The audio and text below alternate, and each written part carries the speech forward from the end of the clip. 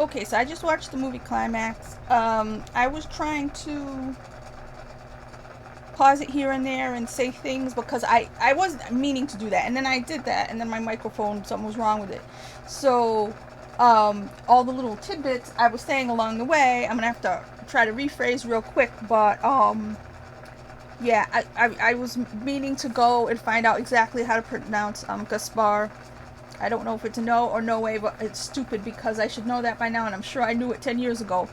Um, but yeah, so Climax. For a minute I thought there was going to be a French title, but Climax. I really like the way it started off. I really like that big dance number they had at the beginning. What's sort of amazing? It's supposed to be in one of these type Descent to Hell movies. Now, there was one. What was that one I didn't like? It was about a built high rise. Um, that was something similar. Mother, which I love from Darren Aronofsky, but this is much less complicated. It's basically a bunch of people. Spoilers. A bunch of people are having some kind of dance party. I think they're just basically rehearsing for something they're supposed to do tomorrow. Because there's a van coming tomorrow. And there's a, table with snacks. And there's a punch bowl. And at some point you realize something's wrong with the punch bowl. Something's in there. And I thought that maybe I was slightly disappointed because as things devolved, I thought that there was going to be a better explanation than LSD. I thought there was going to be a more exotic thing in there, like adrenochrome or some really big bad like zombie disease thing in the punch bowl, because these people went completely nanners. And but that's not the point. The point is it was really good. Like I said, so it looks like it's set really in an elementary school, but the main part of where they are is like where most of the beginning action takes place is just like in a little auditorium that you would have at a kid's school that has like a stage and the little floor, the open area. And so they're dancing around and stuff, and there's all these dynamics going on, and everybody, they to me, like I said, it's like college, except I'm totally straight-laced person, never did nothing. But when you're the sober person and everybody else is nuts, this is what they look like. So watching this movie as a normal person, this is what it looks like when people are all high or worse, and this was worse than high. This was like, I don't even know what to tell you. So I did think they were going to turn into werewolves or something. I thought it was at first, I thought that's where we were headed. It was going to be a zombie apocalypse type thing because whatever they took or whatever was put in there was that bad. Or I thought that the punch bowl was going to be a red herring and it was going to be some kind of zombieism or something, because they just went so crazy. And then the siblings and their little side thing, and it was like, I believe that this is the thing, and I like I said, I like this guy's movies. I think that the angle he's coming at making them is probably a completely different angle than I am watching them. But I say I don't understand humans. I don't get humans. To me, say the perfect human would be an angel, and the worst person would be a demon. We're all in there somewhere. Somewhere in that spectrum. So, I don't like people who are happy to go to beast mode. Because it's so easy. It's so cheap and easy. And I know a lot of people think, like, there are a lot of people, especially when you're dealing with people who are trying to be spiritual and stuff like that, who instead of just meditating on their navel, they go the path of, hallucinogenic drugs, or they take, ayahuasca. They go to Costa Rica to take ayahuasca and all this stuff like that. And I'm like, you can do that if you want, and shaman and all these kinds of things since time began, and people with the peyotes and all the kind of stuff like that. That's why when it was like, the punch bowl was spiked with LSD, I'm like, that's it? Like I said, I was thinking adrenochrome, something worse. But, yeah. When I started to go, this is why I hate people, it's when the one girl was say they were looking for somebody to blame for the spike punch bowl. The way people immediately turn to an angry mob and start attacking. I forgot what I had said on the other tape at the very beginning, very beginning, when they're interviewing all of them, and you see it's like an old-fashioned TV, and on the side there's like DVDs and books all mixed in together. And I'm saying that because I just thought of what I thought of in the movie. Wasn't one of the movies. There was a thing, like I said, I think it may have been a book about Fritz Lang in the corner. But I don't know if you've ever seen it. It's a Fritz Lang movie. It's from like, I don't know. It could be 1929 or so. I don't even know, because Metropolis obviously is, well, probably not 1929, because it was Peter Lorre, who we love. And I wouldn't, if you haven't seen it, I wouldn't want to say what the point is. It becomes a witch hunt, you know, and that's what happened with this punch bowl. And they threw the one guy out into the cold, and he wasn't one of them, and he would have been fine because apparently he didn't drink it. But I guess he froze to death. I don't even know. The rest of them may be half dead. Some of the kid, they're putting the little boy in the boiler room. This is why, if people taking drugs and people getting this irresponsible and stuff like that, if they just did this on their own and with never kids involved and never innocent parties involved, I wouldn't care. I'd be like, do what you want. But as we see with train spotting and stuff like that, there's always a dead baby or something, and you're just like, this is why in the end you can tolerate people's behavior to a point, and then you go, no, there's the innocent victim. So yeah, what was dance rehearsal turned into a nightmare of their own doing, because like I said, in the end it's just them inside their own head. And you can use, our brains are big and we have all this untapped potential in our brains, and what we do to each other and our human minds. This is something of why I dislike people, because people treat each other so poorly when they're not on anything. You know, people are just so harsh to other human beings, and that can break your brain and that can do mental damage. But this is like a concentrated version of that. And what they did to the girl, I forgot her name, the one who was, she hadn't drank anything and she was sick and she said she was pregnant. That sounds like, yeah, this is why I hate people. You know, and this is what happens when you have, like, I want to say a lot of fire signs on drugs, or a lot of people who just already are very passionate types, and, you know, not wilting violets who all of a sudden have completely let go. But it was bad. It all turned bad. And it's like, you know, when you think of happy drunks, that doesn't happen in these situations.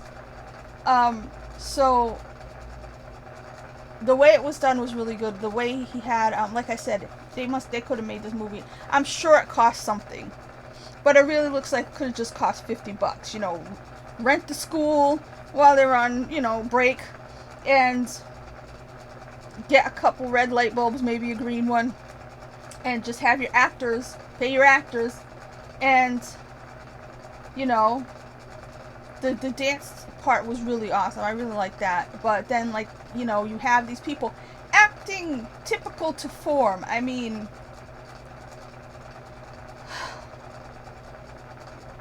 yeah, and then it goes upside down and it makes you think reversible and all this other stuff, and then it becomes difficult to see what's going on, which shows you again about your own mind. And then it becomes about imagination, and you're trying to think of what's going on and what am I looking at, and you have to go, you know, so in that way the director is having you, well, you imagine what's happening, especially the scenes with the kid locked in the boiler room. You have no idea what's happening to him. I forgot that he had taken some too, because in the beginning he drank some, and then they locked him in there to protect him, which was maybe, but, you know, and he was talking about the cockroaches. I thought they were really cockroaches. I thought there was really something in there. I forgot he was probably hallucinating too. So, but your own imagination of what I thought they were cockroaches. I thought there was, like, I don't know, a snake came up and bit him or something, because he was screaming like hell, and it was really a nightmare scenario. But like I said, if you're cognizant enough to understand that this is all in their heads, and you're just like, this is a perfect anti-drug movie for people who pay attention. But I'm 100% sure that's not what the director wanted. But yeah, I thought it was really, really awesome stuff. The overhead on the dance battle, I like that, except for the people who were, you know, just dancing with their hands mostly. But yeah, let me see if I missed anything, because I had been talking on that video, and so yeah, the movies on the side. It led me down a path. I saw Suspiria, the title, the Dario Argento original version was one of the DVDs up in the beginning, and I was like, okay, so that's there, Salo's there. Like I said, the book looked like it was about Fritz Lang. Then you had Carell. I think that's how you pronounce it. I did see that movie. That movie, Netflix had recommended it to me back when when Netflix used to just come in the mail. And that was how I found out who Rainer Werner Fassbinder was, and he ended up being a favorite director of mine, of the ones who have died already, just like Fritz Lang. Possession was there, and did I say Salo? Because I hate Salo. Taxi Driver. So it's basically about people. You can see all the influence in here of these movies. People who just go crazy, and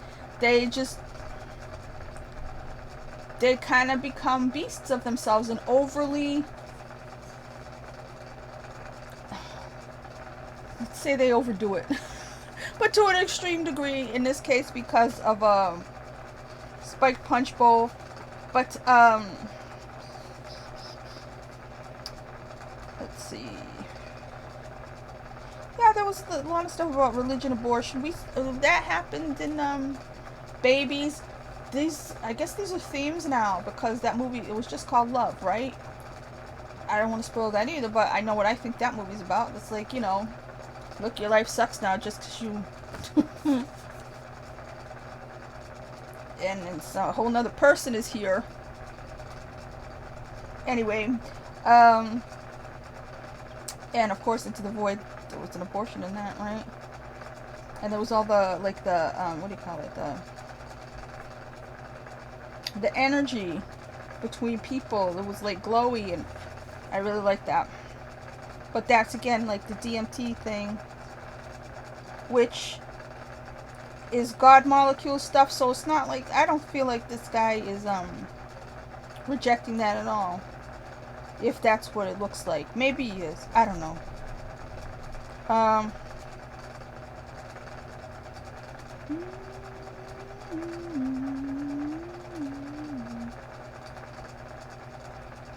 I was wondering if in the beginning, like when they were still basically dancing, if people who didn't really like dancing themselves or like watching dancing would have been bored at that point, because it took a long time. It was like halfway through before the shit started to hit the fan. And somebody's like, what's the remedy for LSD? And they were like, coke. I'm like, I watched enough 60s movies. I don't know.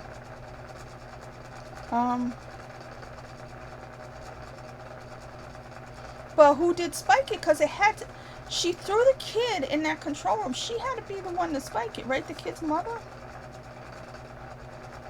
I don't know. They, like I said, they got really horrible with the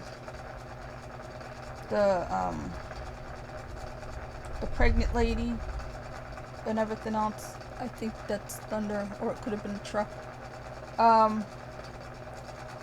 Yeah, it was bad.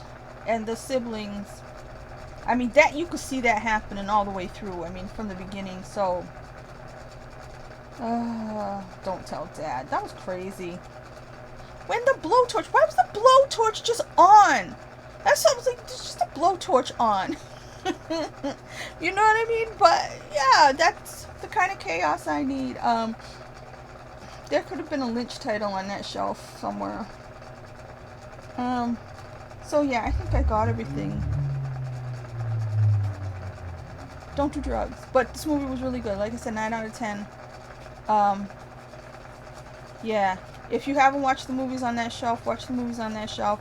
Watch them for Slang. Watch them Fassbinder. Carell. You can see the influence on this movie. That is like, that was the first Fassbinder movie I saw, but definitely not my favorite. My favorite is The Bitter Tears of Petra von Kant, but there's a lot of great ones. What is it, World on a Wire? I always mix up the title. I think it's World on a Wire. World in the Wire. I do this every time. Anyway, yeah, so watch some Fassbender, watch some Fritz Lang, watch M. Yeah. Really good movie. And I like the way he did it. Like I said, it looked like it could, I really don't know, it could have cost money, but it looked like it could have been made on the cheap. You know what I mean? I maybe bought the camera or whatever, but like I said, if you buy one of those expensive cameras for like a couple $1 million or whatever, and then you just, if you can make a movie like that on your own, you can just make 1 billion of them. Not that it doesn't take time and effort. Not trying to diss this movie in any way. I really liked it a lot. But yeah, I really like that dance number too. It's really good in the beginning. Anyway, oh, could I recommend it to people? That's the problem. If you haven't already watched Gaspar, no, no way, no movies. I wouldn't. I'm a horrible person. I'm going to find out how to say that right. I'm going to find out how to say it right. But if you've watched these movies before, yes. If you can't even stand the David Lynch movie, don't bother. If you don't want to look at there's the gross underbelly type movies like Martin Scorsese makes, and then there's the highly stylized, very intelligent gross underbelly type movies like this. And or Soul Country 2, which, like I said, was my favorite of his. And that's really going into how bad the human mind goes, but it's still human. That's the thing about humans. Human nature is sometimes beast nature, and I personally try to strive away from that. But yeah, 9 out of 10. I'm gonna shut up now.